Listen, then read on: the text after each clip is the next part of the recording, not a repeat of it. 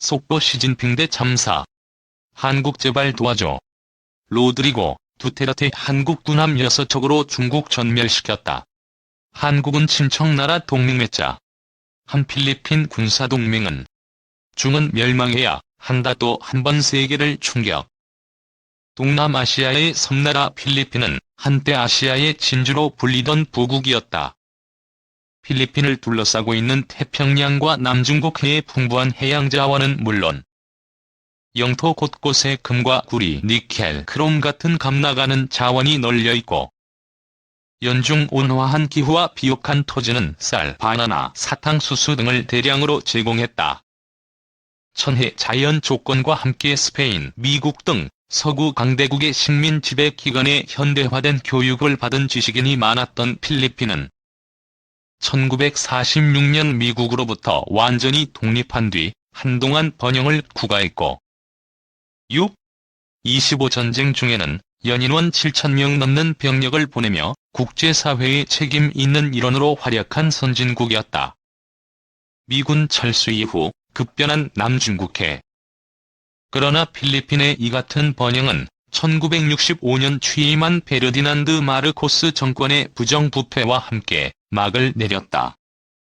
문제는 1980년대부터 급속도로 커진 반미 세력의 선동으로 1992년 미군이 전면 철수하면서 경제와 안보가 동시에 붕괴했다는 것이다. 1992년 철수 직전까지 필리핀 수비계는 미 태평양 함대의 핵심 전력인 제7함대가 자리하고 있었고 항공모함과 전함, 순영함, 핵잠수함이 수시로 드나들었다. 미 태평양 함대의 핵심 기지가 있는 필리핀 주변 남중국 해는 언제나 평화로웠다. 그러나 1992년 미군이 떠나면서 상황이 급변했다. 미군이 모두 나가자 외국 자본이 썰물처럼 빠져나갔고 필리핀 경제는 그야말로 회복 불가 상태까지 망가졌다. 중국해 입구의 해군기지에서 미군이 나가자마자 중국은 기다렸다는 듯 스프래틀리 군도 중국명 난사군도 베트남명 정사군도의 해군력을 보내 필리핀령 스카보러 섬과 그 주변 암초들을 모조리 점령했다. 필리핀은 국제법으로 해결하겠다며 헤이그 상설국제사법재판소에 중국을 제소해 승소 판결을 받아냈지만 중국은 이를 비웃으며 스프래틀리 군도 일대 환초들을 아예 인공섬으로 만들어버렸다. 이후 스프래틀리 군도는 물론 필리핀 영해에도 중국 해군 군함과 해경경비함이 들어와 티투섬 등 필리핀령 섬들을 오가는 필리핀 정부 관공선까지 납포했고 중국 해상민병들은 곳곳에서 필리핀 선박을 상대로 약탈 행위를 일삼았다. 이런 가운데 지난해 6월 발생한 리드뱅크 해상 뺑소니 사건은 필리핀 국민의 반중 감정을 결국 폭발시켰다. 중국 대형 선박이 야간에 필리핀 영해에서 조업 중이던 필리핀 소형어선을 전속력으로 들이받아 침몰시킨 뒤 도주한 사건이었다. 필리핀 선원 22명은 칠흑 같은 어둠이 깔린 바다에서 죽기 직전 인근을 지나던 베트남 어선에 의해 극적으로 구조됐다. 리드뱅크 해상 뺑소니 사건. 이 사건 이후 필리핀에서는 중국의 해양 주권 침략에 대응하기 위한 해군력 건설을 서둘러야 한다는 여론이 비동했고 중국과 미국 사이에서 외줄타기 외교를 하던 로드리고 두테르테 대통령은 올해 초 중국을 겨냥한 대규모 군비 증강 구상을 발표했다.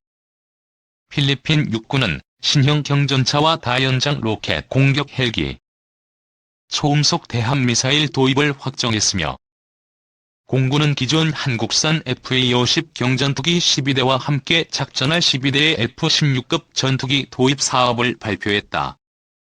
가장 주목할 만한 부분은 해군력 증강인데 2028년을 목표로 무에서 유를 창조하는 수준의 대규모 해군력 건설 계획을 내놓았다. 현재 필리핀 해군력은 그야말로 참담한 수준이다. 필리핀 해군에는 1,000톤 넘는 수상 전투함이 7척뿐이다. 최근 우리나라 현대중공업으로부터 2척의 2,800톤급 호위함 호세리잘급을 도입하기는 했지만 예산 탓에 옵션이 없는 깡통으로 구매해 이들 호위하면은 대한미사일조차 달려있지 않다.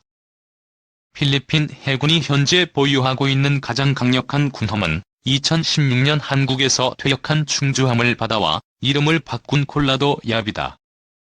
이 초계함은 필리핀 해군의 전투함 가운데 유일하게 함대함 미사일을 장착하고 있다.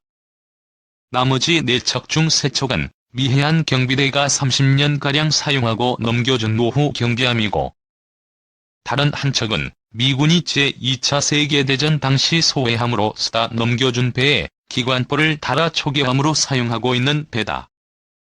해군력이 이렇다 보니 필리핀은 자국 영해에서 중국 선박이 활개쳐도 이렇다 할 대응을 할 수 없었다. 중국을 겨냥한 포스 믹스 구상.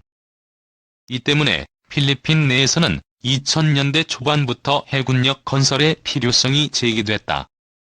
그러나 문제는 돈이었다. 극빈국 수준으로 추락한 필리핀 경제력으로는 한 척에 수억 달러가 필요한 군함을 살 수 없었다.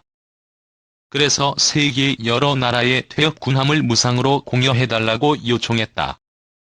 그 결과 미국이 3척의 3000톤급 경비함을, 한국이 한 척의 1200톤급 초계함을 제공했지만, 이것만으로는 압도적인 전력을 보유한 중국 해군을 상대할 수 없었다. 이에 필리핀은 국가적 차원의 대규모 해군력 증강 프로젝트를 수립했다. 이른바 포스 믹스 구상이다. 포스 믹스 구상은 부족한 예산 상황을 감안해 소수의 고성능 전투함과 다수의 소형 고속전투함을 혼합함으로써 최대 효과를 거두겠다는 일종의 하이로믹스 개념이다. 필리핀은 이 해군력 건설 계획에 전업해서 우리 돈으로 약 2조 4,500억 원 예산을 투입할 예정이다.